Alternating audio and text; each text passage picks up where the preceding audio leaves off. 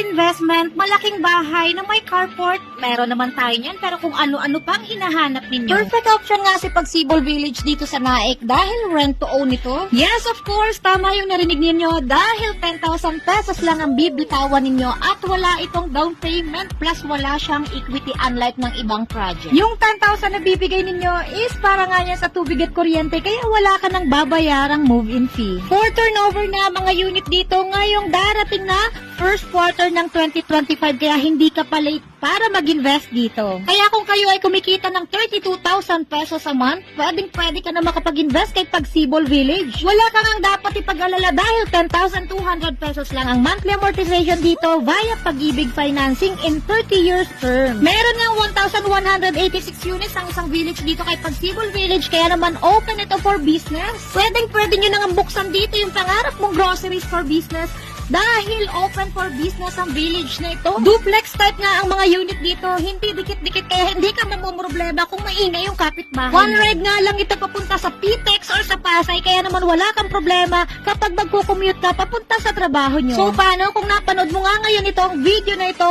is perfect time na para mag-invest kayo ng sariling bahay at lupa ninyo. So paano? Free tripping kami everyday kaya naman mag-PM lang kayo. Bye-bye!